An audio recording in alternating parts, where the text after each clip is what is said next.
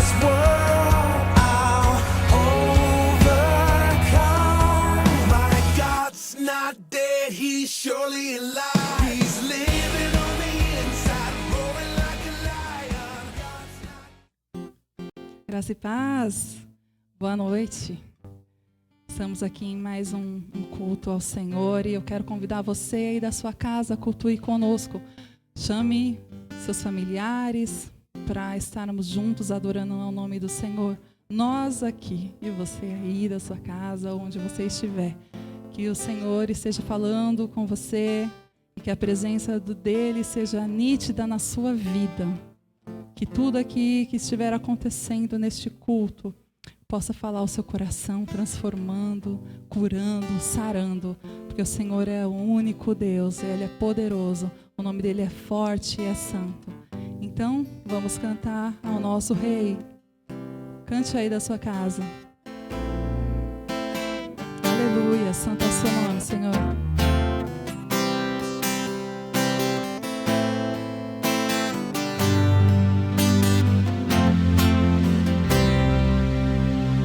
O meu coração seja um monte que percorro, a fonte que eu bebo és minha canção.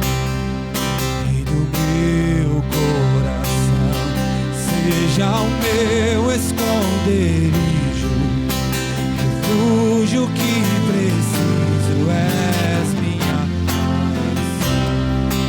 Tu és bom,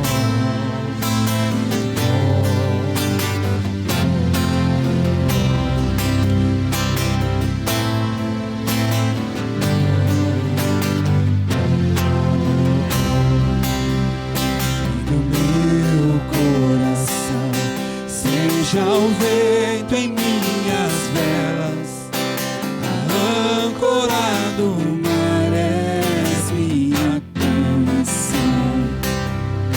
E do meu coração seja o meu esconderijo, refúgio que preciso és minha canção. Tu és bom, tu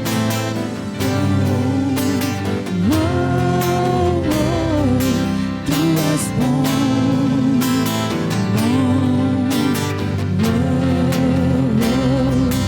tu és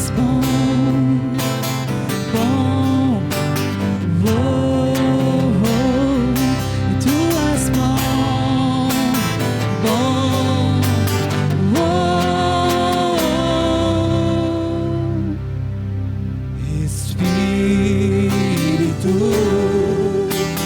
enche a minha vida, enche-me com teu poder, pois de ti eu quero ser. Espírito, enche-me, Senhor. Espírito, enche a minha vida, enche-me com teu poder, pois de ti eu quero ser. Espírito, enche-me, Senhor. As minhas mãos eu quero levantar e em louvor te adorar. Meu coração eu quero derramar diante do teu altar, Senhor. As minhas mãos eu quero levantar e em louvor te adorar. Meu coração eu quero derramar diante do teu altar, diante do teu altar. do teu altar. Amém, aleluia. Mês da família, estamos terminando o mês de maio e é o mês da família. Eu gostaria de orar pela sua família, pela sua casa. Temos alguns irmãos passando por algumas situações difíceis de enfermidade. Temos testemunhos de recuperação, de famílias sendo restauradas. E que mês especial, que nós oramos, abençoamos e podemos testemunhar a provisão, o cuidado de Deus, o agir de Deus, até mesmo em situações difíceis. Eu quero orar com você. Reúna a sua família aí no sofá da sua casa, aonde você estiver e tendo essa condição. Chame-os para perto, abrace-os aí ou pegue na mão. E eu quero orar pela sua casa, pela sua família, em nome de Jesus. Oremos.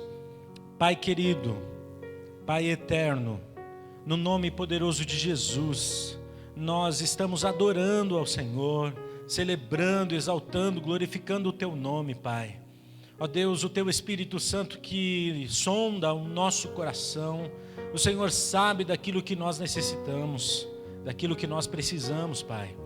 E nessa noite, Deus, nesse domingo que encerra o mês da família, ó Deus, eu quero Te agradecer, ó Deus, pela Tua provisão, agradecer ao Senhor pela restauração, agradecer ao Senhor pelas bênçãos alcançadas, cada um dos Teus filhos com o seu testemunho, cada família testemunhando o agir do Senhor, o Teu cuidado, o derramar, ó Deus, do Teu amor, da Tua graça, da Tua misericórdia.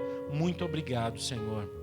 E nós continuamos, ó Deus, confiantes no Teu poder, esperando na certeza de que o Senhor está olhando, o Senhor conhece, o Senhor sabe, o Senhor está presente na nossa casa.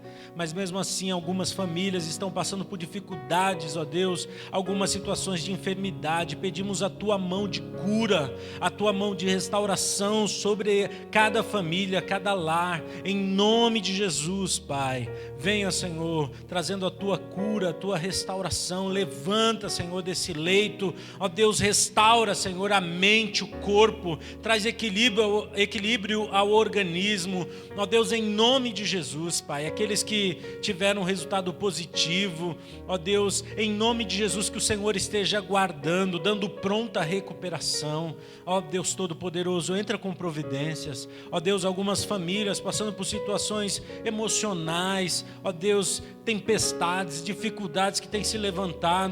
Ó Deus, em nome de Jesus, Pai, revela a Tua graça nessa situação, em cada uma delas, ó Deus, em nome de Jesus Cristo. Ó Deus, abençoa, Senhor, com o Teu poder, dando discernimento, trazendo paz, a paz que excede todo entendimento. Oramos também por consolo daquelas famílias enlutadas, ó Deus, as famílias que perderam, ó Deus, algum membro, ó Deus, que o Senhor esteja, ó Deus, consolando os corações, em nome de Jesus, Pai. Abençoe cada família, Deus, da Tua igreja, cada família dessas irmãos, amigos que estão nos ouvindo, que estão assistindo esse culto, que o Senhor esteja abençoando em nome de Jesus, Pai. Eu Te louvo, Deus, pela grande família Ibaá, esta igreja que o Senhor levantou aqui nesse lugar e tem proclamado o Teu nome, tem testemunhado do Teu amor, que o Senhor esteja abençoando esta grande família.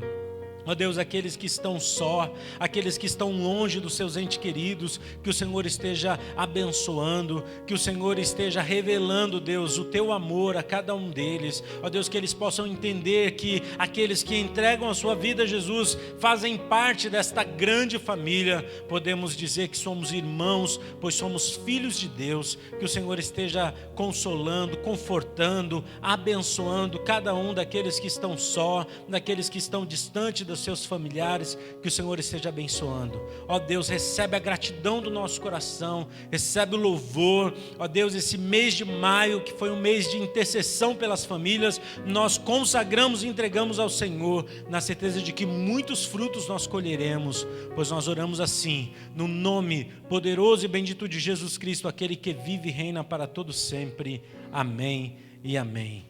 Deus te abençoe em nome de Jesus. Deus abençoe a sua casa, a sua família. Que Deus revele cada dia mais o poder dele aí aonde você mora com os seus. Em nome de Jesus Cristo. Amém.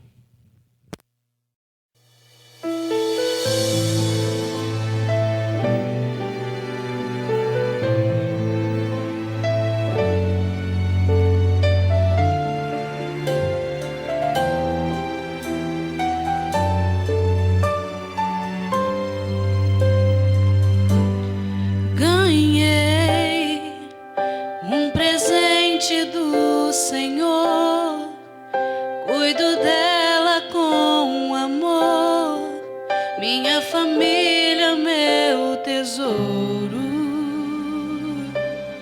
Eu sei que problemas vão surgir, mas juntos vamos conseguir. Estamos firmados no amor. Sei que não somos perfeitos, mas sempre prevalece o perdão. Minha família guardo no meu coração, e eu não troco ela por nada no mundo. A minha família é meu porto seguro.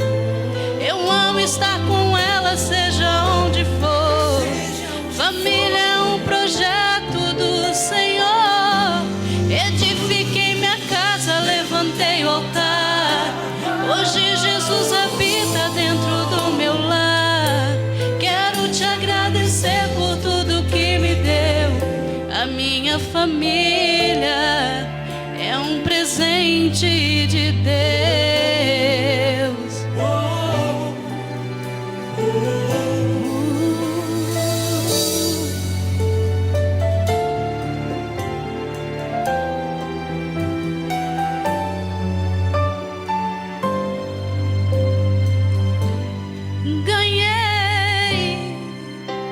Presente do Senhor, cuido dela com amor, minha família, meu tesouro. Eu sei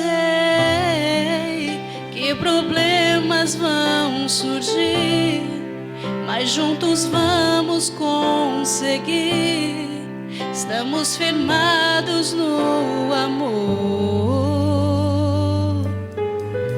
Sei que não somos perfeitos, mas sempre prevalece o perdão. Minha família guardo no meu coração, e eu não troco ela por nada no mundo.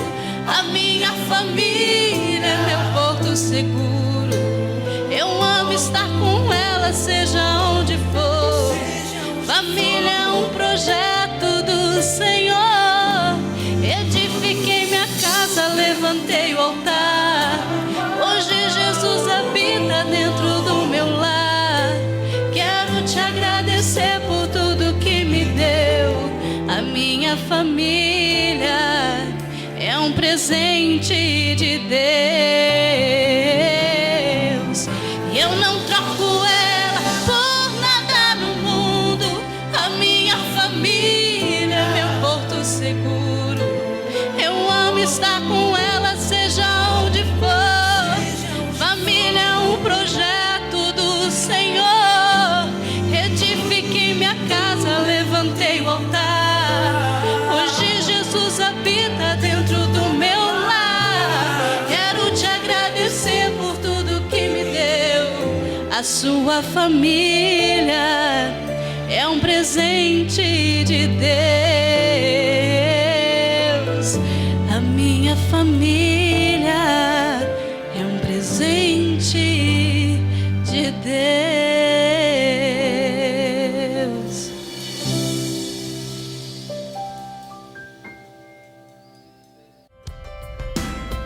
Faz-me ouvir tua voz mais que a todas as vozes.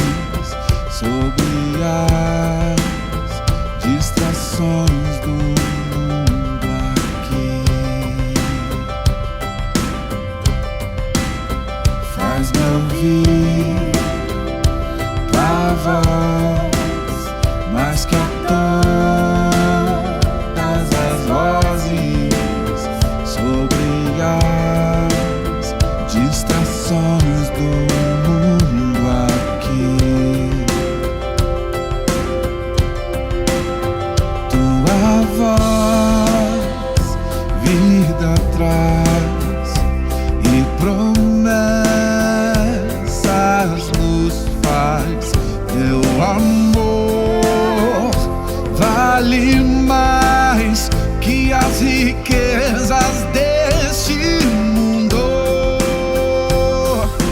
Tua palavra, vida abundante, tua palavra nunca falhará. Terra e céu irão passar, tua palavra permanecerá.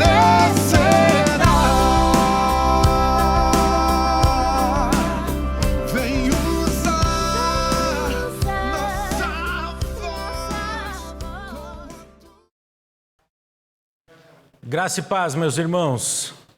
Ao Senhor nosso Deus, toda a glória, toda a honra e todo o louvor. Em Cristo Jesus, na igreja aqui, na igreja aí na sua casa. Que bom podermos nos reunir. Essa oportunidade que temos de estarmos fisicamente separados, virtualmente conectados, mas na certeza que através do Espírito Santo do Senhor, espiritualmente nós estamos em um só corpo. E nós estamos finalizando o mês da família. Que oportunidade especial.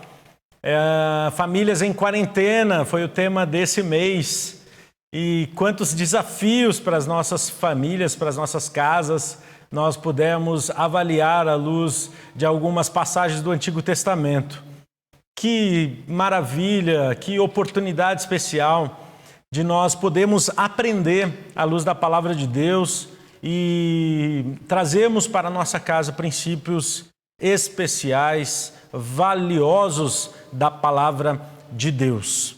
E para finalizar, como nós temos feito, cada domingo é um destaque de um lugar da casa. Você já percebeu que hoje eu estou em um lugar muito especial. O banheiro. O banheiro é um lugar muito especial. Talvez você pode rir e, poxa, o pastor falou da cozinha, falou do quarto, né? Falou da sala e o que cada um desses ambientes proporciona. A cozinha que representa a provisão de Deus, o recurso do Senhor, mas também o servir, o multiplicar. O quarto que representa a verdade, a sinceridade de quem nós somos, a intimidade, a segurança daquilo que nós temos na nossa família. A sala, que é o lugar de lazer, mas é o lugar do desafio também de estarmos e permanecermos em casa. E o banheiro? O que tem a ver o banheiro, né? O banheiro é esse lugar, é um lugar onde nós nos limpamos. Para usar a expressão bíblica, é o lugar onde nós aliviamos as nossas necessidades, mas também é um lugar onde nós nos limpamos, nós nos embelezamos. O banheiro é esse lugar de limpeza, esse lugar onde nós nos banhamos, onde nós nos preparamos, nos perfumamos até, onde nós nos arrumamos, nos organizamos, onde nós deixamos toda a sujeira. E é importante esse lugar para a família também, para o coração, para a mente humana. É importante refletirmos nisso. O tema dessa noite é a grande pandemia. Nós estamos vivendo uma grande pandemia. Esse vírus que tem alcançado cada vez mais as pessoas próximas a nós.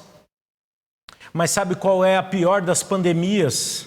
A pandemia que tem afetado as famílias é o pior dos vírus. É o vírus da desobediência, é o vírus da indiferença, é o vírus da indisciplina, é o vírus da ausência. Esse vírus, quando ele alcança as famílias, coloca as famílias em uma grande pandemia, em uma grande enfermidade. Algumas famílias morrem por causa de vírus assim. Alguns relacionamentos estão mortos por causa da indiferença, por causa da ausência, por causa da indisciplina. Muitos relacionamentos entre pais e filhos, entre maridos e esposas, entre familiares, morreram por causa desse vírus. A grande pandemia que assola as famílias continua presente em muitos dos lares que conhecemos, talvez até mesmo no seu. E essa noite, essa oportunidade que nós estamos fechando o mês da família, eu quero convidar você para juntos meditarmos na palavra de Deus e extrairmos algumas lições. Alguns exemplos negativos, sim. E o exemplo dessa noite, negativo também, de uma família que tinha tudo para ser uma boa família, uma família de referência, uma família de proeminência, se tornou uma família de total fracasso. É a família do sacerdote Eli. O sumo sacerdote Eli. Abra lá sua Bíblia no primeiro livro de Samuel. E nós temos nesse relato essa história tão maravilhosa.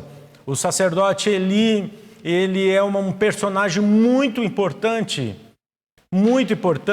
na história judaica. Ele é um personagem muito importante, por quê? Porque o sacerdote Eli, ele assume a função de sumo sacerdote, mas ele também assume a função de juiz.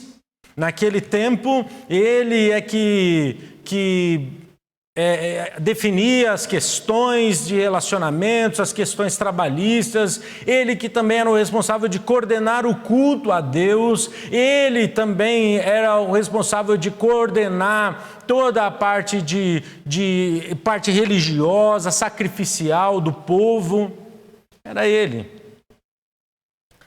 A função dele era muito importante, muito relevante. E um belo dia ele está lá na sua função, o povo está subindo para fazer o seu sacrifício, fazerem os seus votos, entregarem as suas ofertas. E aí ele olha para Ana e ele tem ela como bêbada. Lembram? Está aí no primeiro capítulo de 1 Samuel. E é interessante porque Ana estava chorando, Ana estava balbuciando, Ana estava clamando, Ana estava desesperada porque ela queria um filho.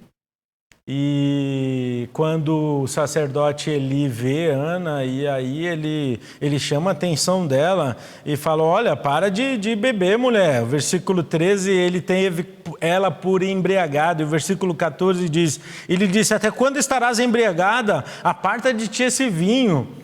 E aí Ana vai falar, não, meu senhor, eu estou angustiada de alma.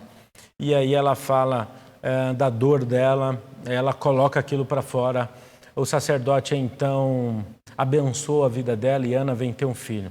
Ela havia feito uma promessa que, se Deus desse um filho, ela consagraria ao Senhor. Alguns anos mais tarde, Samuel, ainda muito pequeno, Ana vai cumprir o seu voto e leva Samuel aos pés do sacerdote Eli para servir no templo, servir ali no sacerdócio, e Samuel cresce aos pés do sacerdote Eli. O sacerdote Eli, ele tem 2 filhos. E esses 2 filhos vão lhe trazer muitas tormentas, muitas dificuldades, muita tristeza. Ele tenta até intervir em relação aos seus filhos. Lá no capítulo 2, a partir do versículo 12, está ali um pouco dos feitos daqueles 2 homens, Hofni e Finéias. Eram aqueles 2 que de alguma forma traziam tanto pesar ao coração de Eli. Um sumo sacerdote que ele era bem visto por todo o povo, ele era bem quisto por todo o povo, ele era coerente, ele era alguém muito bem estimado, mas ele tinha uma família difícil. Seus filhos faziam coisas terríveis. E aí nós temos aqui a partir do versículo 12, alguns dos crimes. Eles desprezavam, eles oprimiam as pessoas, eles exploravam as pessoas, eles mandavam o servente deles irem com um garfo grande de 3 pontas, 3 dentes, e enfiavam na panela das pessoas, e aquela carne que viesse ali era do sacerdote. Ou seja, os maiores e melhores pedaços de carne ficavam para eles. As pessoas nem tinham oportunidade de oferecer o sacrifício ao Senhor. Era terrível. Depois, lá, quando Deus vai falar com Samuel, Deus vai falar para Samuel do castigo e do que ia sobrevir à casa do sacerdote Eli. Vai fazer menção, inclusive, de que aqueles homens, Hofni e Finés, os filhos de Eli, eles abusavam das mulheres que serviam na tenda da congregação.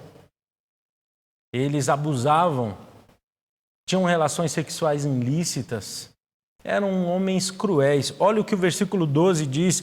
Eram, porém, os filhos de Eli, filhos de Belial, e não se importavam com o Senhor. E é muito interessante isso daqui, porque eles eram cruéis. E aí, então, a partir do versículo 27, aí tem um profeta que aparece, e não temos o nome desse profeta, é um homem de Deus, denominado aqui. Ele vem e faz profecias contra a casa de Eli, e ele vai repreender Eli. E olha o versículo 30, o que esse homem vem dizer. Portanto, diz o Senhor, Deus de Israel, na verdade dissera eu que a tua casa e a casa de teu pai andariam diante de mim perpetuamente. Porém, agora diz o Senhor, longe de mim tal coisa, porque aos que me honram, honrarei, porém os que me desprezam serão desmerecidos. Eis que vem dias em que cortarei o teu braço e o braço da casa de teu pai, para que não haja mais velho nenhum em tua casa. Deus passa então a mencionar algumas tragédias para a casa do sacerdote Eli. E é interessante porque esse homem vem declarar ali a palavra de Deus ao sacerdote. E depois nós temos no capítulo 3 já o momento que Deus fala com Samuel. Essa história tão bem contada pelo Ministério Infantil, essa história que nós contamos para as nossas crianças, a forma como Deus fala com Samuel. Deus se apresenta a Samuel e chama Samuel, e ele acha que é o sacerdote Eli que está chamando ele vai lá, e depois da terceira vez o sacerdote Eli percebe então, fala, opa, é Deus que está chamando esse menino. Fala, Samuel, quando você ouvir a voz de novo, diga, Senhor, eis-me aqui, fala que teu servo ouve. E aí Samuel, então, pela primeira vez, ouve a voz de Deus. Nós não contamos qual é a mensagem que Deus trouxe para Samuel nas nossas histórias infantis, nas nossas encenações, nas músicas, mas a verdade que Deus traz para Samuel, ali, ele ainda muito novo, é que Deus iria cumprir todas aquelas maldições que ele havia proferido contra a casa do sacerdote Eli. E aí ele traz então essa realidade, a partir do versículo 15 tem um relato, e o sacerdote Eli então ele simplesmente aceita o versículo 18, ele vai declarar, é o Senhor, faça o que lhe bem lhe aprouver. É importante isso, porque depois parece que Deus dá uma oportunidade a Eli e ele não aproveita a oportunidade. Então, através de Samuel, Deus confirma aquilo que ia ser feito. A partir do capítulo 4 aí nós temos então um relato da guerra. Os filisteus se levantam contra o povo de Israel. Na primeira investida morrem 4.000 homens. Eles voltam arrasados. Eles se lembram da época de Josué, que trazia a arca. Josué levava a arca à frente e isso garantia as vitórias. Então eles lembram. Eles não fazem isso por entender, por compreender a presença de Deus, a autoridade de Deus. Eles não fazem isso por se submeterem ao poder de Deus. Eles fazem isso porque eles lembram que no passado acontecia assim, então eles vão fazer também. É como se fosse uma tratativa mística aqui. Eles fazem, traz a arca que isso vai dar sorte para a gente. Funcionou lá no passado, vai funcionar. Só que quem está trazendo a arca? Hofni e Finéias. São os sacerdotes que estavam fazendo mal para o povo, homens de péssima reputação, homens incapazes, insensíveis. São os filhos do sacerdote Eli. O povo, quando chega a arca no meio do povo, o povo dá um brado tão grande, que toda a terra estremece. E é muito interessante que que esse texto vai nos dar conta. Versículo 5 do capítulo 4, rompeu todo Israel em grandes brados e toda a terra ressoou. Eles ficaram tão eufóricos, tão contagiados com aquela possibilidade de vitória por causa da arca. Hofni e Finéias então trazem a arca, o povo todo celebra, até os filisteus ficam até com medo, eles precisam aqui até se motivarem e lembrarem que eles são poderosos, que eles são mais numerosos. O povo de Israel vai para a guerra e acontece uma tragédia terrível. Primeiro, que eles perdem a batalha. Segundo, que morrem milhares. A Bíblia relata que mais de 30 mil homens, no versículo 10, morreram. E a pior das tragédias, versículo 11, foi tomada a arca de Deus. Essa foi a pior das tragédias. Na morte dos 30 mil homens, Hofni e Finéias também morrem. Quando a notícia chega ao sacerdote Eli, ele ouve que o povo perdeu, ele ouve que a guerra foi grande, ele ouve que seus filhos morreram, mas quando ele ouve que a arca foi levada, então ele cai para trás, quebra o pescoço e com 98 anos o sacerdote Eli morre. Ele morreu, seus filhos morreram. Agora tem um relato muito interessante a partir do versículo 19, que a nora de Eli, a esposa de Finéias, estava grávida. E com tudo aquilo, e quando o povo ouve que a arca foi levada, o povo então, eles choram. A pior derrota foi a perda da arca. A arca simbolizava a presença de Deus, a provisão de Deus, o cuidado de Deus, a proteção de Deus. A arca era a presença do próprio Deus em meio ao povo. O culto, as cerimônias, as celebrações, os sacrifícios, tudo girava em torno da arca. A arca, então, agora não está mais no povo, não está mais com Israel. E a nora de Eli, quando ouve que a arca foi levada, ela sente as dores, o filho vem prematuramente, mas nasce. E é muito interessante esse relato que ela vira de lado, ela despreza aquela criança e coloca o nome daquela criança de Icabô, versículo 21, mas chamou ao menino Icabô dizendo, foi-se a glória de Israel. Isto ela disse, porque a arca de Deus fora tomada e por causa de seu sogro e de seu marido. Veja, está claro para ela que foi por causa do sacerdote Eli e do seu filho Finéias que a arca foi levada.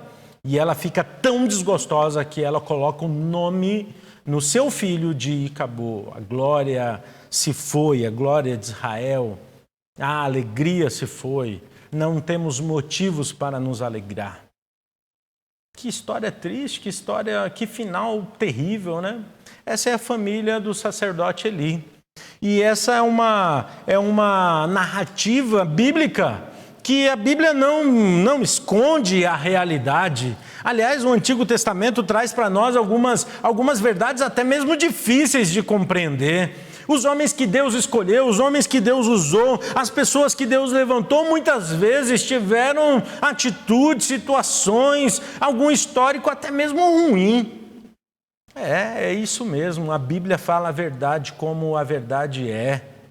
A Bíblia não tenta colocar alguém como santo, mais santo do que outro, uma família especial. Somos famílias iguais, as famílias têm os seus dilemas, as suas dificuldades. Diferente de hoje em dia, muitas vezes, muitas pessoas querem viver um evangelho mentiroso, um evangelho ilusório, um evangelho distante da realidade. Muitas vezes ignoram a realidade para acreditarem em uma falsa esperança. A história da família do sacerdote Eli nos traz alguns exemplos negativos, muito ruins, que nós precisamos refletir, que nós precisamos pensar. Olha só os erros dos filhos do sacerdote Eli. Eu coloquei aqui e separei os erros dos filhos e os erros do sacerdote Eli. Olha só, os erros dos filhos. Primeiro, eles não se importavam com o Senhor. Eles eram maus, eles não se importavam com as coisas de Deus, eles não se importavam com o próprio Deus. O capítulo 2, o versículo 12, que já lemos, fala que eles foram chamados de filhos de Belial. O que isso quer dizer? O significado da palavra Belial quer dizer inútil. Inútil ou sem valor algum. E tem mais ocorrências no Antigo Testamento, um total de 27 ocorrências. E em 15 vezes dessas ocorrências é para indicar pessoas cruéis, pessoas maliciosas, incluindo inclusive idolatria. E é importante lembrarmos disso porque o próprio Deus deixa claro para nós que esses homens, eles eram maus. Outro erro deles, e talvez o maior, o grande pecado, como é chamado aqui, e aí a relação deles aí dos versículos 12 até o 17, é um tríplice pecado. Eles quebram a lei, eles ignoram as leis cerimoniais, a religião, as leis religiosas em relação ao sacrifício, em relação ao que o povo fazia e em relação ao próprio povo. A opressão. Então, levando o povo a cometerem pecados, eles levam o povo à perda de referência entre o certo e o errado. E é importante porque eles desprezavam, eles exploravam, eles humilhavam, eles oprimiam o povo. Esses homens eram maus.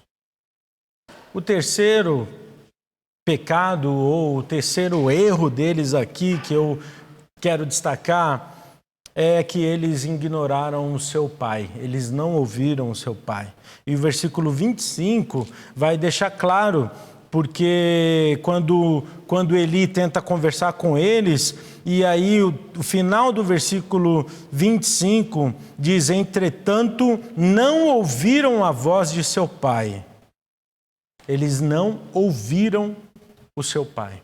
Esses são os erros dos filhos, Hofni e Finéias. Eram maus porque desprezavam a Deus, o próprio Deus. Eram maus porque eles quebravam as leis de Deus, mas oprimiam o povo, exploravam o povo e levavam o povo a pecar.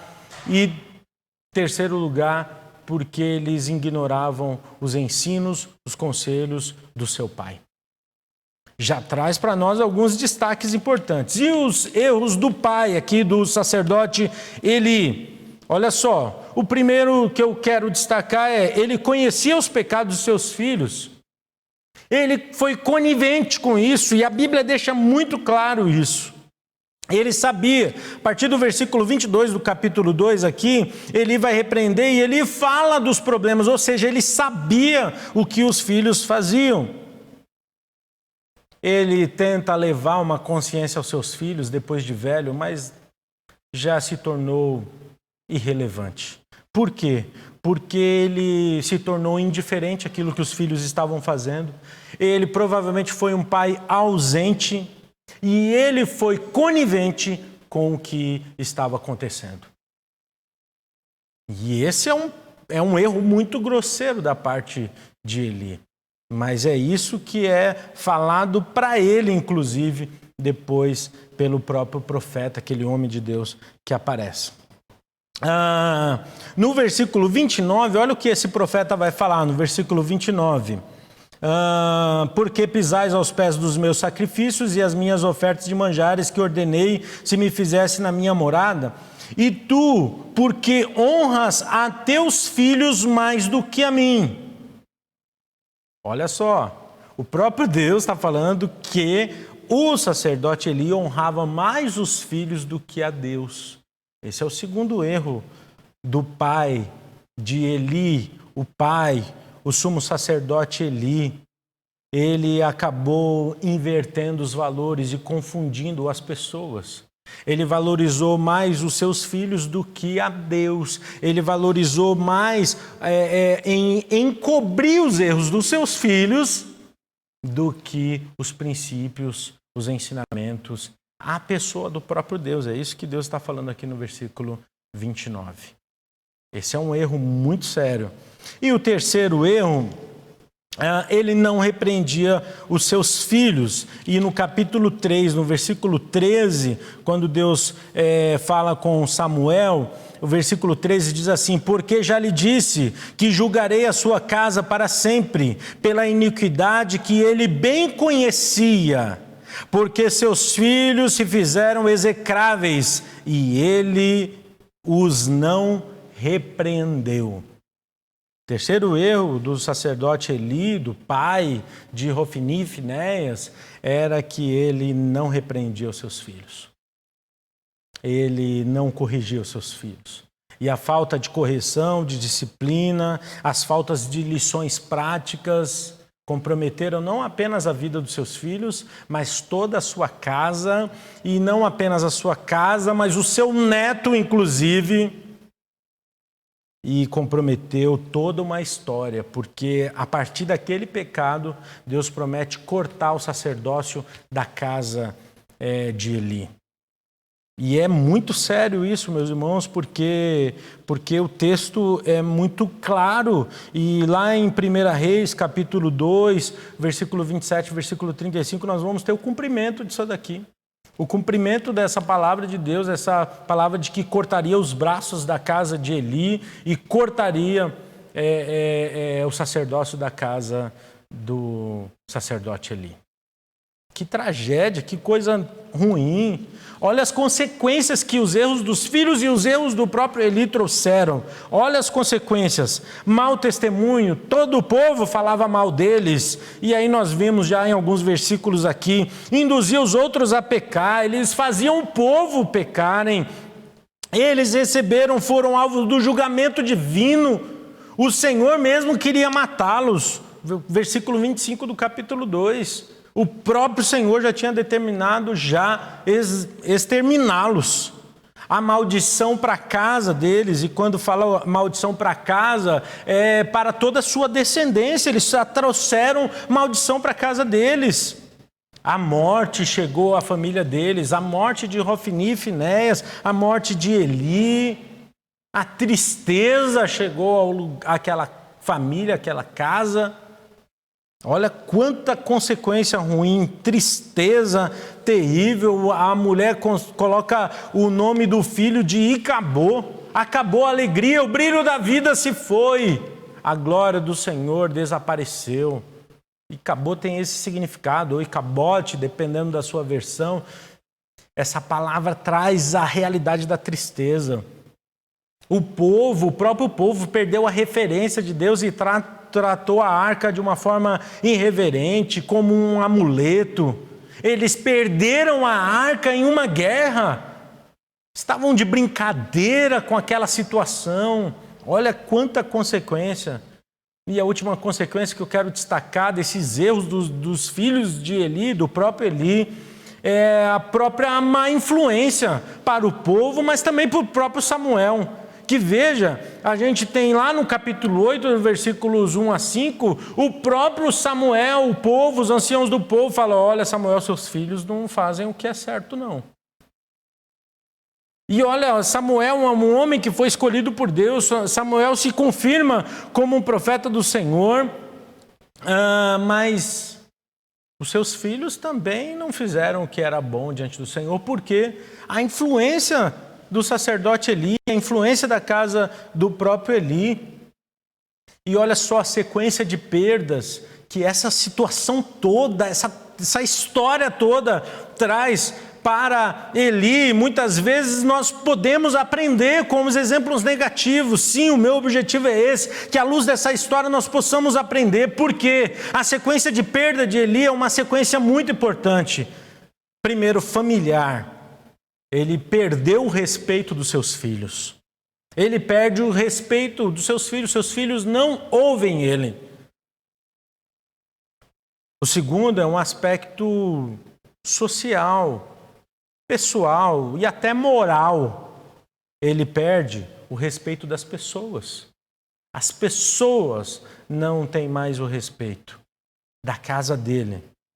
E em terceiro lugar, olha só essa sequência: familiar, pessoal ou moral, e em terceiro, espiritual.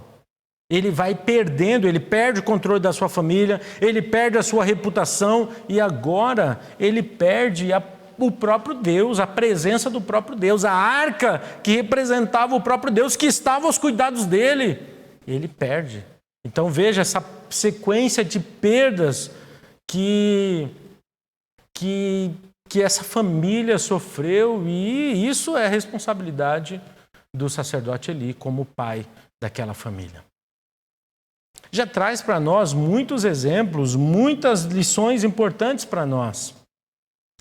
E aí a pergunta que você deve estar fazendo, e a pergunta que eu pretendo responder é: e o que nós podemos e devemos fazer para impedir que tudo isso aconteça?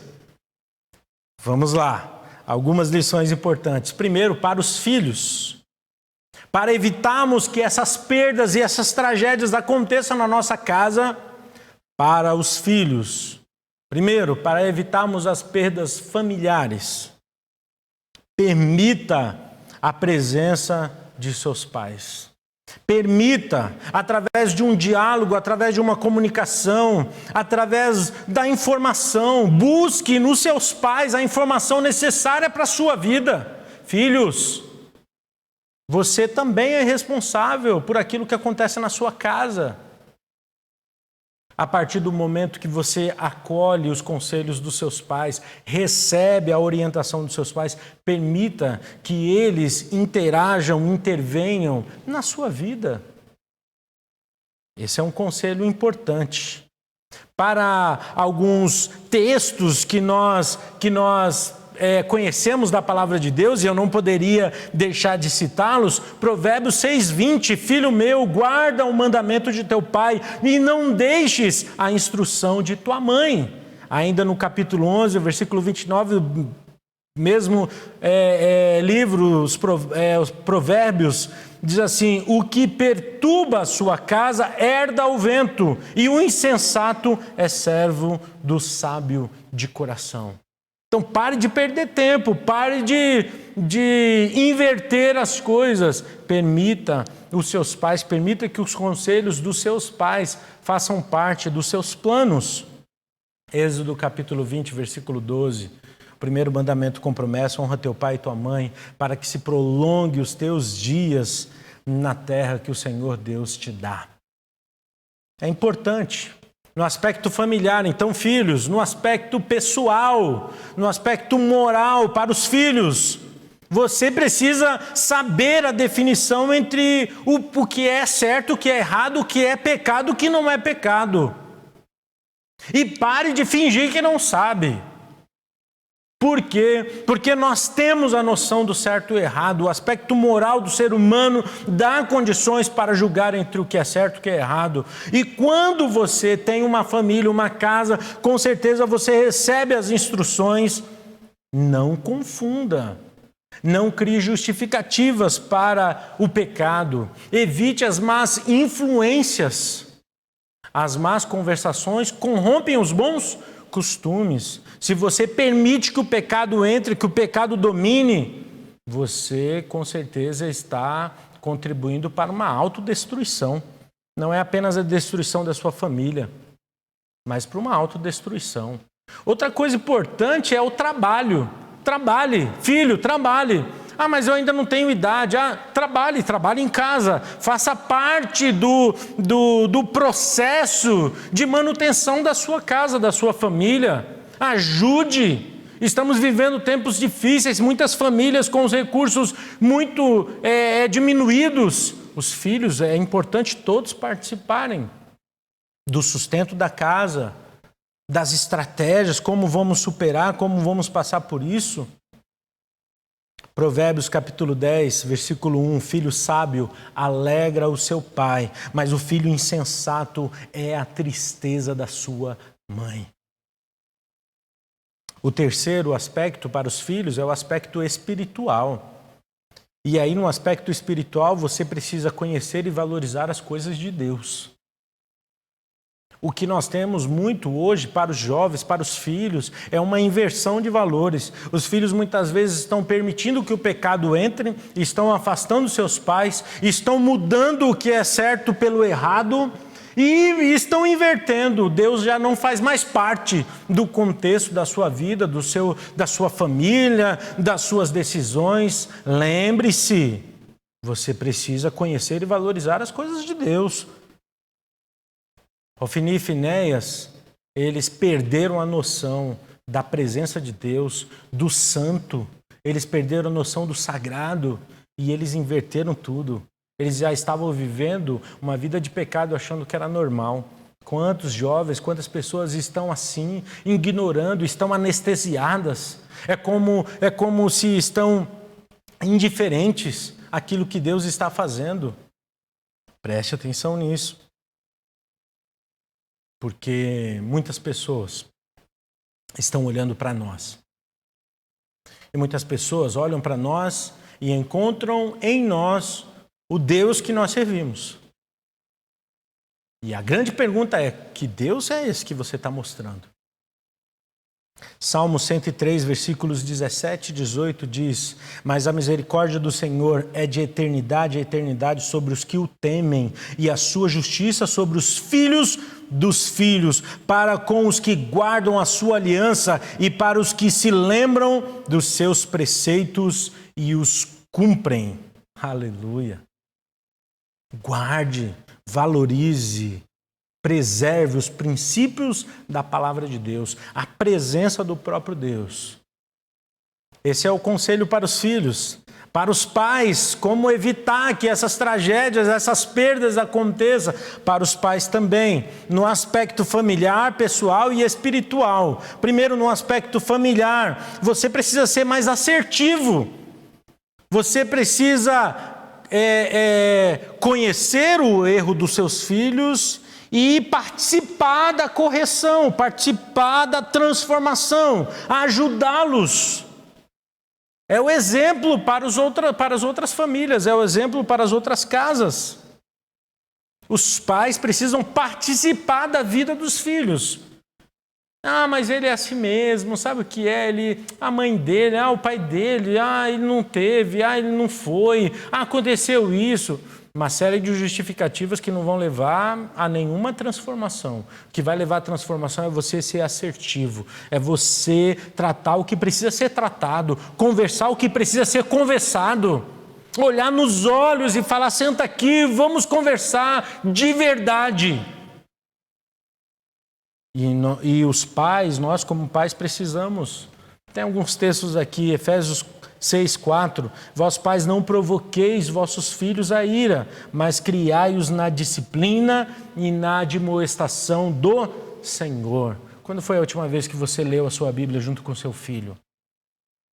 Provérbios 22:6, ensina a criança no caminho que deve andar, para que ao crescer não se desvie, ou quando ficar velho não vai se desviar desse caminho, não se desviará dele.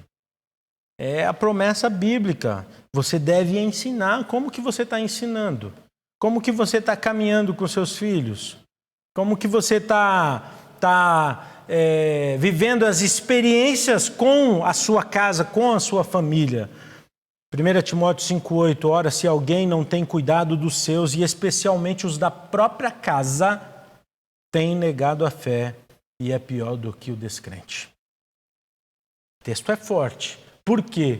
Porque não adianta nada ficar tendo uma imagem se você não senta, se você não trata o que precisa ser tratado. Precisa ser assertivo. O aspecto familiar. O aspecto pessoal, moral, você precisa ser corretivo. Repreender os filhos, levá-los a uma obediência a Deus, porque os filhos só vão obedecer a Deus se eles obedecem aos pais. E aqui é uma chave muito importante. Se os filhos não honram os pais, eles não vão honrar a Deus. Aliás, se não honra o pai, provavelmente não honra nenhuma autoridade. Se não obedece os pais, tem dificuldade para obedecer a autoridade. Por isso que tem muito jovem que não para emprego, tem muito jovem que tem dificuldade com chefe, tem outros que têm muita dificuldade, não conhecem o amor de Deus, a graça de Deus. Por quê? Porque não desenvolveram um relacionamento saudável na sua casa. E essa é uma estatística, é um fato. Deuteronômio capítulo 6, versículos 6 e 7. Essas palavras que hoje te ordeno estarão no teu coração. Tu as inculcarás a teus filhos, e delas falarás assentado na tua casa, andando pelo caminho, ao deitar-te e ao levantar-te. Seja corretivo, preventivo, seja assertivo para com a sua casa, não apenas para com seus filhos, mas com a sua esposa. Sente, leia a Bíblia, converse, trate uma questão que está saindo do controle, uma situação, um sentimento que está desenvolvendo. Resolve, trata, não deixe o sol se pôr sobre a vossa ira. Vá tratar, vá cuidar, nutre, desenvolve o tratamento na sua casa, no seu lar e no aspecto espiritual para os seus pais. Para os pais, nós como pais, precisamos ser fiéis a Deus. Fiel a Deus e honrar a Deus. Deus, ele precisa ser honrado na sua santidade, no seu amor. E como que nós conhecemos o amor de Deus, a santidade de Deus? Através da palavra de Deus. Muitos pais perderam a referência bíblica para tratar com seus filhos, para corrigir, para sentar com os seus familiares. E estão tentando de todas as formas resolver técnicas psicológicas, técnicas emocionais, inteligência emocional. Estão tentando de tudo. Algumas coisas até são boas, importantes, mas nada se sustenta se não estiver fundamentado na palavra de Deus, nos princípios da palavra de Deus. Nós precisamos honrar a Deus.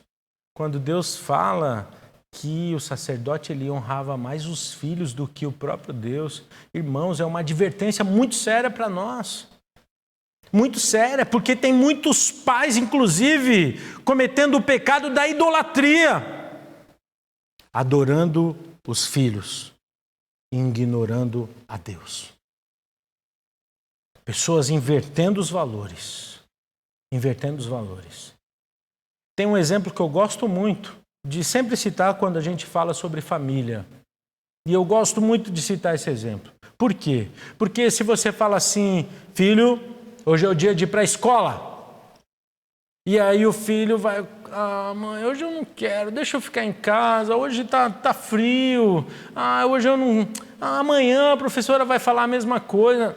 Não, filho, você tem que ir para a escola, E você vai, e o filho muitas vezes vai arrastado, vai contrariado, muitas vezes vai chorando, mas vai para a escola. Você às vezes tem um compromisso, precisa trabalhar, precisa deixar a criança lá na creche, na escola.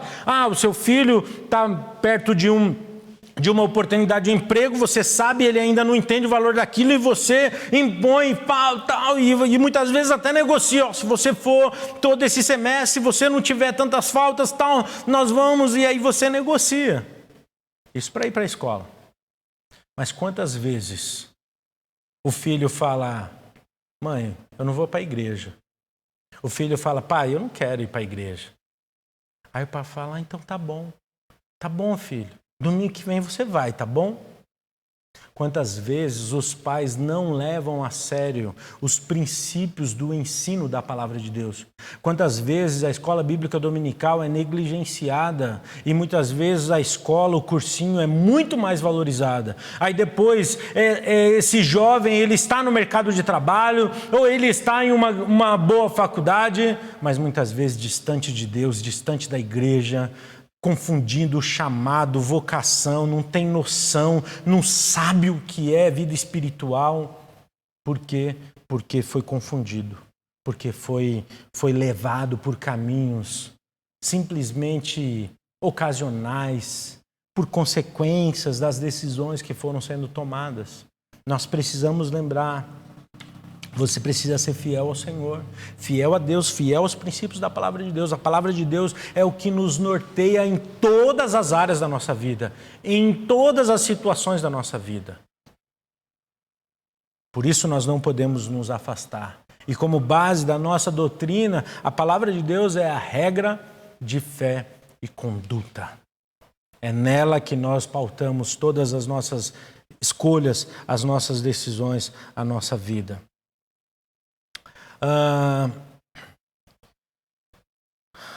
Josué, capítulo 24, versículo 15.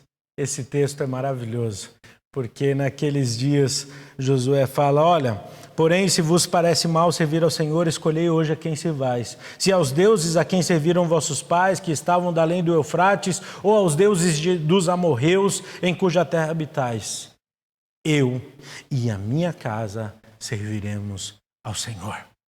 Josué está no momento que ele está colocando para o povo: ó, vocês querem seguir a sua tradição religiosa, vocês querem se permitir ser influenciados pelo povo onde vocês habitam, eu e a minha casa, nós vamos ser fiéis, serviremos ao Senhor.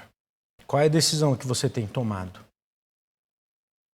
Qual é a decisão que você tem tomado diante dos seus filhos, diante da sua casa, diante da sua vida? É importante.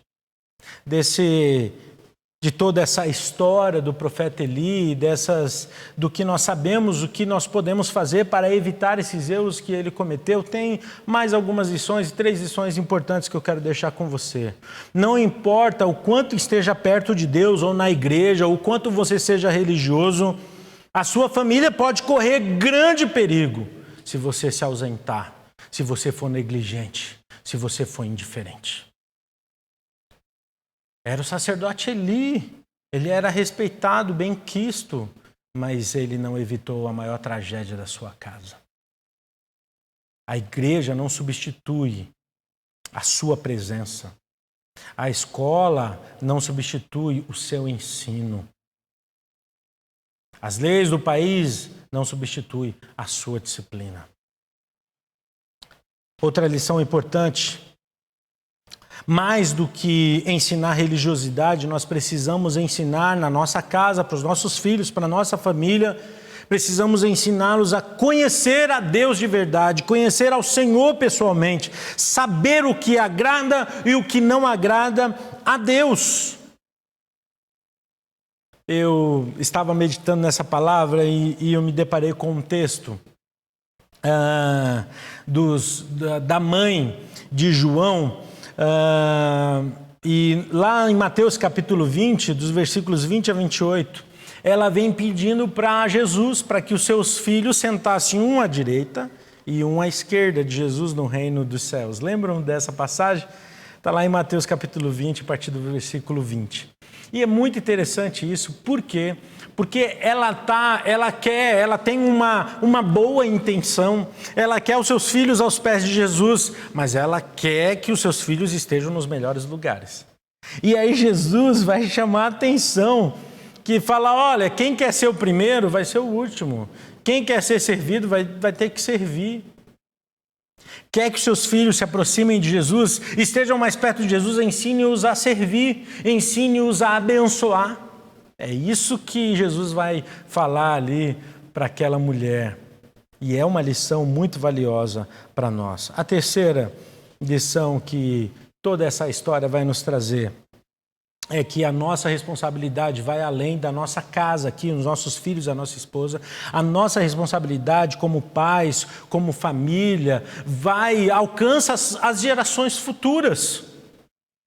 Os filhos dos meus filhos, eles vão repetir aquilo que eu estou fazendo, eles vão colher aquilo que eu estou plantando hoje. Então, a maneira como eu me relaciono com os meus filhos, a maneira como eu me relaciono com a minha esposa, vai ser o que os meus netos vão reproduzir. E Icabô é o nome triste do neto do sacerdote Eli. E isso traz para nós uma nota de responsabilidade, de grande responsabilidade. E eu quero caminhar para o final com os irmãos, dizendo que a sua casa, a sua família pode ser melhor. Pode ser melhor, a sua casa, a sua família pode ser melhor. Eu me lembro de uma história, uma ilustração que uma vez eu ouvi e é muito interessante. Um certo homem estava muito desgostoso com a vida. Ele ia para a igreja, ele orava, mas não dava nada certo na vida dele. Era uma tragédia, dava tudo errado, ele não prosperava, a família dele era uma bagunça. Aí um dia ele se cansou e ele falou: eu vou pedir para o diabo. Eu não quero mais E aí o diabo aparece para ele e fala, pois não, eu estou aqui, você me chamou.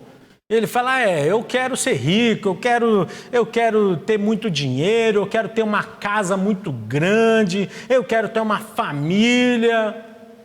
Aí o diabo falou, tá bom, deixa eu te mostrar ali, aquela mansão tá boa para você, um condomínio fechado, uma mansão milionária. Aí os olhos dele brilhou e falou, aquilo ali tá bom.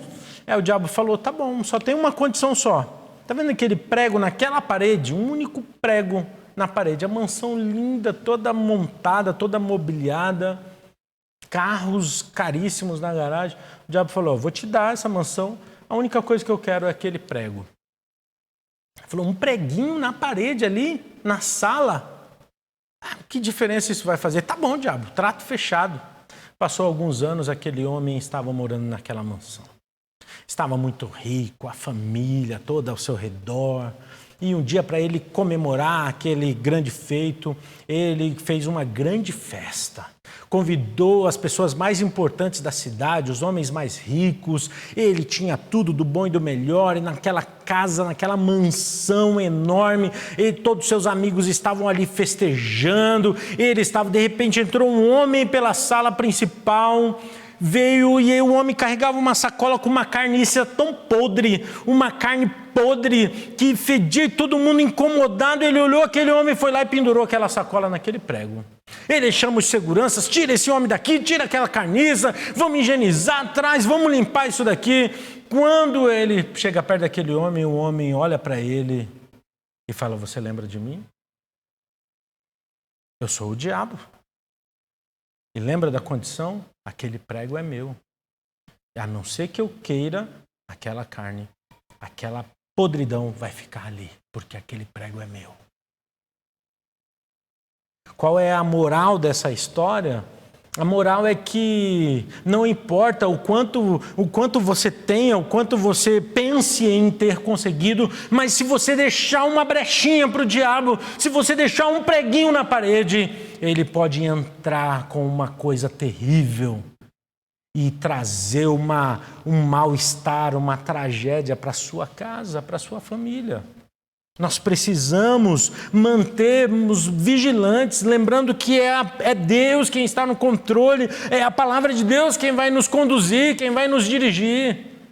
Não adianta estar tudo bonitinho, tudo organizado, mas se você deixou uma brecha, se você deixou um preguinho na parede, alguma coisa muito ruim pode acontecer. Por quê?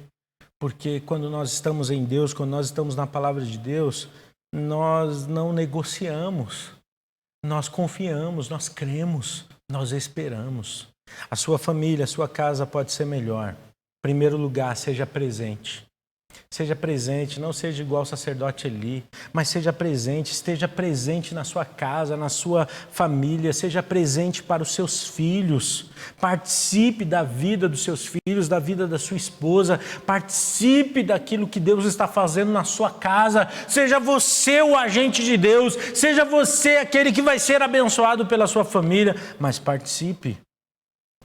Efésios capítulo 4, versículo 32, a Bíblia diz assim: antes, sede uns para com os outros benignos, compassivos, perdoando-vos uns aos outros, como também Deus em Cristo vos perdoou. O que é necessário para você estar presente na sua casa? Então perdoe, então se permita ser perdoado. Segundo, defina o lugar de Deus na sua casa, na sua vida, na sua família. O lugar de Deus não pode ser confundido. Ninguém pode pensar assim, mas nem vejo Deus aqui nesse lugar. Não, todos que entrarem na sua casa, todas as vezes que forem tratar uma questão, vamos orar, vamos buscar a Deus, vamos buscar a direção de Deus, vamos buscar a presença de Deus. A palavra de Deus é a nossa regra, é a nossa baliza. Por isso nós podemos e devemos priorizar o lugar de Deus em nossa casa. Lá em João capítulo 9, nós temos aquela cura daquele cego de nascença, e os discípulos perguntam para Jesus, quem foi que pecou? Foi ele ou foi seus pais? Jesus fala assim, não foi ninguém que pecou.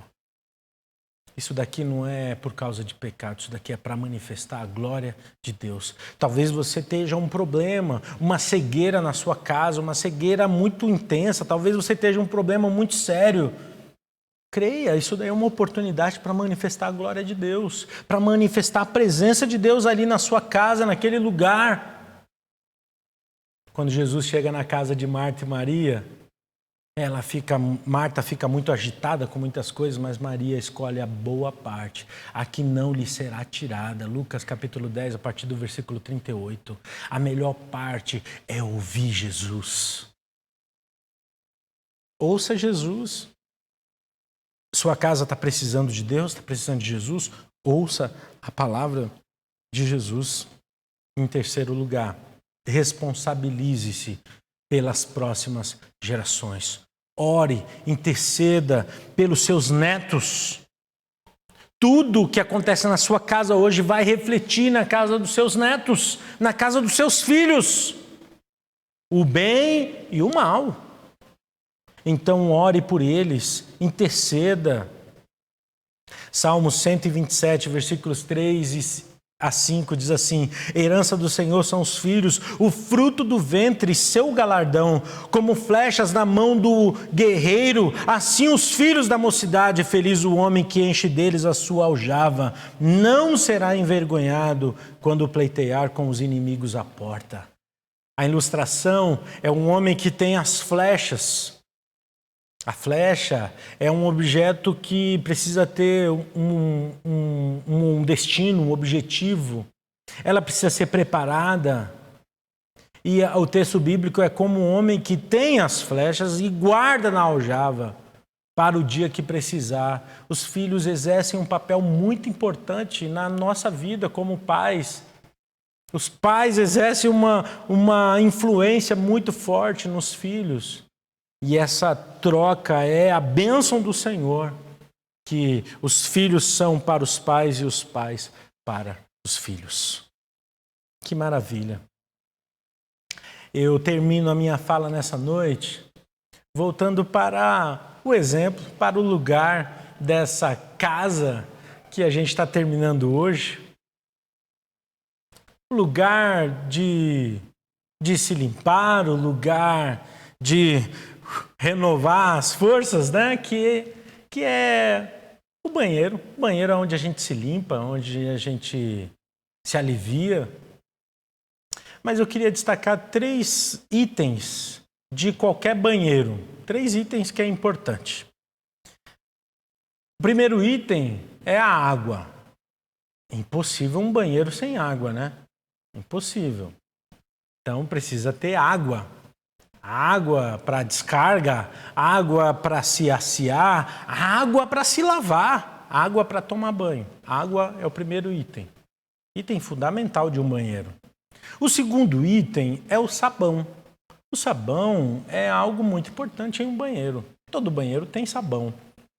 Você vai lavar as mãos, você usa água, mas você precisa do sabão. O sabão é aquele item que vai ajudar na limpeza. Você vai tomar um banho, tem uma água correndo ali, mas você precisa ensaboar, lavar o cabelo, um shampoo. O sabão tem esse aspecto de limpeza fundamental para um lugar de limpeza. E o terceiro aspecto do banheiro é o esgoto. Toda sujeira, toda água suja tem que ir para algum lugar. Precisa ter um esgoto funcionando. Precisa ter um esgoto que consiga atender a necessidade daquele lugar. E aí você deve estar falando, mas o que isso tem a ver com tudo que nós aprendemos? Sabe, meus irmãos, a história da casa de Eli nos mostra alguns exemplos negativos de coisas que nós não podemos deixar, de coisas que nós precisamos nos livrar.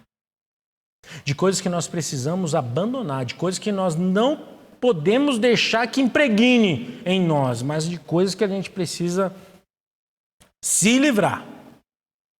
E aí a água eu nem preciso explicar, né? A água é Jesus. Ele é a água viva que corre de dentro de nós. Ele é a água limpa que purifica, que transforma. Ele é a água que nos faz que quando nós experimentamos nós não temos mais sede nenhuma. É isso que ele vai falar para a mulher samaritana ali em João capítulo 4, no versículo 14. Mas também no capítulo 7, no versículo 38, Jesus diz assim: quem crê em mim, como diz as Escrituras, do seu interior fluirão rios de águas vivas. Aleluia! A água é o próprio Jesus nos purificando, nos limpando, tirando, removendo toda a sujeira, tudo aquilo que esteja impregnado. Creia, Jesus Cristo pode purificar a sua casa, pode libertar os seus filhos, pode libertar o seu coração, pode abençoar as suas emoções. Jesus Cristo é água que purifica, que limpa. Um bom banho, né? Depois de um dia cansativo, um dia de muito desgaste, quando você chega no banho, aquela água parece que ela tem um efeito. É isso mesmo, esse efeito, ele é um efeito real. Quando nós sentimos que nós estamos mais leves, Jesus Cristo é essa água. O outro aspecto muito importante é que são as oportunidades, e aí é esse sabão, que é esse fator externo. Lembram daquele profeta anônimo que chega, lá no capítulo 2 ainda ele chega, ninguém sabe o nome desse profeta, esse homem chega de fora e ele vem para falar para ele: olha, a sua casa está correndo risco, a sua casa vai ruir, a sua família vai ser destruída. E é muito interessante porque parece que Deus manda aquele homem falar, depois de um tempo Deus vem e fala para Samuel que aquilo vai acontecer. Parece que Deus dá um prazo, um período de tempo para ver se ele acordava e se ele mudava a realidade. Ele não aproveitou aquela oportunidade. O sabão é esse fator externo que vem nos ajudar na limpeza. Quantas oportunidades Deus tem nos dado, quantas possibilidades Ele tem aberto a nós, quantas vezes você está sendo abençoado, porque o próprio Senhor Jesus é as oportunidades que nós precisamos, Ele nos enche de possibilidade. E tem mais um detalhe: talvez alguém está sendo uma oportunidade de bênção para você, mas talvez você seja a oportunidade de bênção para alguém. Jesus, Ele é o Senhor das oportunidades. Por quê? Porque nós somos o corpo de Cristo. E quando nós estamos ligados no corpo de Cristo, nós somos as mãos dele, nós somos os pés deles, nós somos o corpo de Cristo. Por isso nós podemos ser Jesus para as pessoas que estão precisando, nós podemos ser Jesus para os nossos filhos, nós podemos ser Jesus para os nossos pais, nós podemos ser Jesus para as famílias, para os nossos vizinhos. E quantas oportunidades pessoas estão sendo o próprio Jesus para nós. E esse aspecto do esgoto, esse lugar para onde toda a sujeira tem que ir, Jesus diz assim: vinde a mim, todos que estão cansados e sobrecarregados. Você precisa deixar o seu fardo. Você precisa deixar esse peso. Você precisa lançar sobre Jesus. Lançar sobre Jesus é confessar Jesus. É confessar a sua incapacidade, a sua limitação, a sua pobreza, a sua incapacidade de alcançar, a sua incapacidade, a sua fragilidade. Confessar Jesus é entregar sobre Ele. Entregue na cruz de Cristo todas as suas alternativas, as suas tentativas e creia que Ele é o Deus Todo-Poderoso que poderá mudar e transformar a sua realidade. Creia nisso. Jesus é a água que lava o coração, a casa, a família. Ele é o Deus das oportunidades e é nele que você pode entregar todas as suas dores, todos os seus medos, todas as suas incertezas. Coloque sobre Jesus. Feche seus olhos nesse momento. Eu quero orar com você. Talvez você está aí junto com a sua família, junto com a sua casa. Creia, Deus tem todo o poder e Ele pode te abençoar com sabedoria, com estratégia, com discernimento, com paz. Oremos ao Senhor. Pai de amor, Pai querido, no nome poderoso de Jesus Cristo, nós oramos ao Senhor. E eu entrego ao Senhor, ó Deus, a vida dos meus irmãos, cada família que está ouvindo essa mensagem, ó Deus, cada pai, cada mãe, cada filho, cada filha, cada genro, cada nora, cada sogro, sogra, neto, vovó, ó Deus, em nome de Jesus, Pai, abençoe, Senhor, as famílias, as casas. Deus, nós cremos que o Senhor é o nosso recurso, que em Jesus nós temos a oportunidade de nos lavar, de nos limpar, pois o sangue de Jesus Cristo nos purifica de todo pecado, aleluia! Nenhuma condenação há para aqueles que estão em Cristo Jesus. Por isso nós podemos e cremos que o Senhor pode nos limpar, que o Senhor pode mudar o nosso coração, mudar a nossa realidade. O Senhor é o Deus das oportunidades, o Senhor usa pessoas e o Senhor pode nos usar para as pessoas também. Deus, em nome de Jesus, usa a nossa vida, abre os nossos olhos para vermos as oportunidades que o Senhor tem nos dado, as oportunidades que o Senhor tem nos permitido. Deus, em nome de Jesus, Pai, que nós possamos confiar no Senhor, confessarmos os nossos pecados, as nossas fragilidades, as nossas dores, as nossas limitações ao Senhor, colocando sobre o Senhor todo o nosso fardo, muitas tentativas frustradas, muitas famílias com diversas peculiaridades, realidades, que vivem, ó Deus, uma dificuldade tão grande, mas que nessa noite aqueles que decidem se entregar completamente ao Senhor, que o Senhor possa acolher esses corações, acolha essa vida, acolha, ó Deus, para que o Teu poder se revele e se manifeste. Para que depois desse encontro, ó Deus, nós possamos nos lembrar de que o Senhor ainda é o Deus que opera maravilhas. O Senhor é o mesmo Deus de ontem e é o Deus eterno, Senhor Todo-Poderoso. Que a nossa casa, a nossa família possa experimentar o melhor do Senhor para a glória do Teu nome, pois nós oramos em nome de Jesus Cristo, aquele que vive e reina para sempre. Amém e amém. Que Deus te abençoe em nome de Jesus, que Deus possa abençoar a sua casa. Que noite maravilhosa, que Deus continue a falar ao seu coração, que a sua família seja cheia do poder de Deus, da presença do próprio Jesus. Semana de paz, em nome de Cristo Jesus, fiquem em paz. Que Deus abençoe a todos em nome de Jesus. Faz-me ouvir tua voz, mais que a todas as vozes, sobre as distrações do mundo aqui.